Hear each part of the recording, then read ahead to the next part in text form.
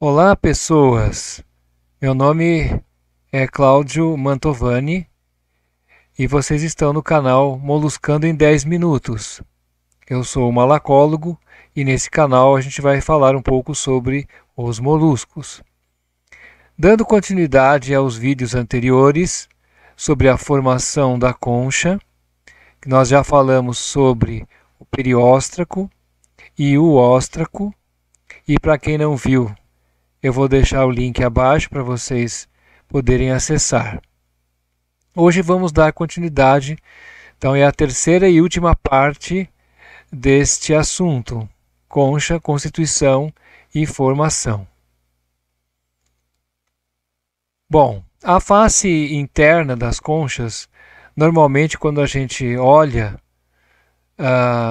na maioria dos casos, né, a gente vê uma concha de cor branca. É uma cor assim que parece uma porcelana, né? Essa cor branca porcelanosa, né, é devido à camada calcária, né, que é o hipóstraco, que nós vamos falar hoje, de uma estrutura laminar cruzada de aragonita.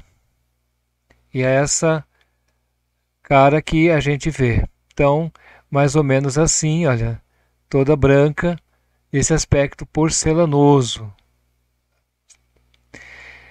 Em outras espécies, em outras conchas de moluscos, essa camada lamelar cruzada de aragonita, ela pode estar ausente, ou então alguma camada se sobrepôs a ela, e essa camada é composta também por aragonita, mas a estrutura é diferente.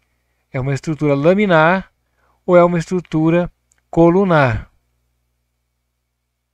E aí o aspecto que nós vamos ver é esse aqui. É o aspecto do nácar. Daí a gente chamar de camada nacarada. E que é conhecida também como madrepérola. Ok? Como é que o nácar se forma? De uma forma semelhante à camada prismática. Quem é que produz esses cristais de aragonita? Também, novamente, aqui é o epitélio externo do manto. É ele quem produz. Só que é um pouquinho diferente. Existe também uma matriz orgânica, e a gente pode ver nessa outra imagem aqui que essa matriz orgânica forma lâminas sobre as quais as placas de cristal de aragonita vão se formando e se depositando. Então aqui a gente vê várias lâminas, né? Olha aqui, várias lâminas. Aqui uma delas se formando, olha, tá vendo aqui, ó. Essas lâminas então são de material orgânico, né? E aqui parecendo esses tijolinhos, né? São as placas de cristal de aragonita que vão se depositando para formar a camada nacarada. Tá? Então lembra a formação da camada prismática que nós já falamos no outro vídeo. Aí, num aspecto depois já visto em microscopia eletrônica de varredura, nós vemos aqui as diversas placas de aragonita. Né? No caso aqui, é uma estrutura laminar ou foliar. Nessa outra imagem, a gente pode ver de novo aqui a estrutura laminar e a estrutura prismática. Então aqui nós estamos vendo uma região intermediária entre a camada prismática e a camada lamelar. Tá? E seria uma vista em corte. E aqui é uma outra vista já da face inferior da concha, né? Da face interna da concha, melhor dizendo. E aqui vocês têm então de novo a camada prismática e a camada lamelar aqui de aragonita. E aqui a camada de calcita, né? Ok? Esse crescimento do nácar, a formação do nácar, ela não é igual para todo mundo. Aqui a gente vê uma diferença entre gastrópodes e bivalves. Tá?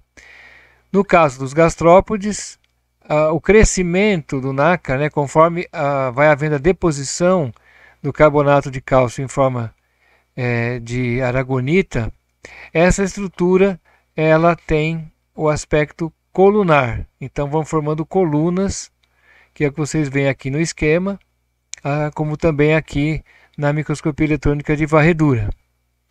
E nos bivalves o crescimento já se dá por uma estrutura lamelar, né?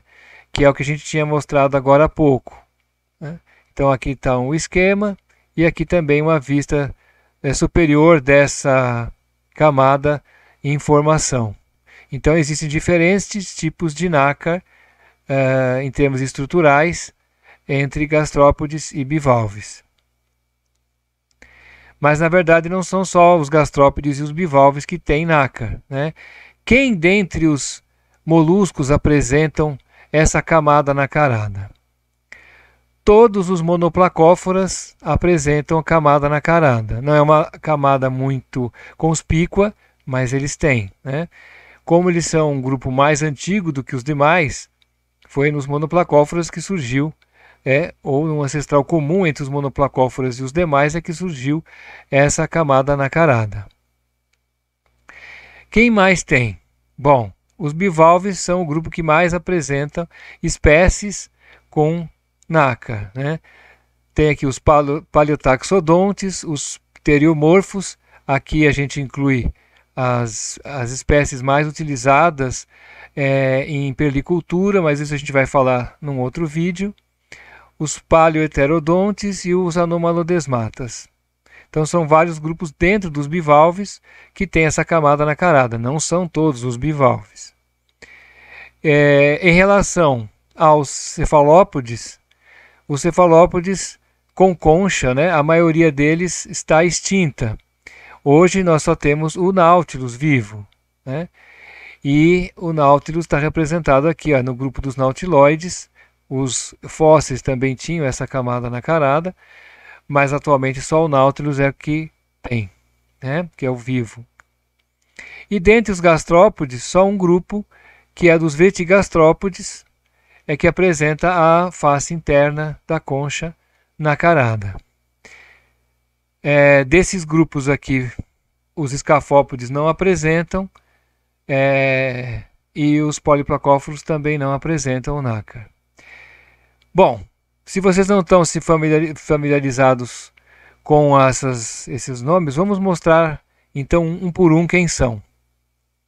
Aqui os monoplacóforos são esses moluscos com uma concha em forma de capuz, uma concha delicada, são animais pequenininhos que são encontrados em grandes profundidades nos oceanos. Aqui a face externa da concha, aqui a face interna, né?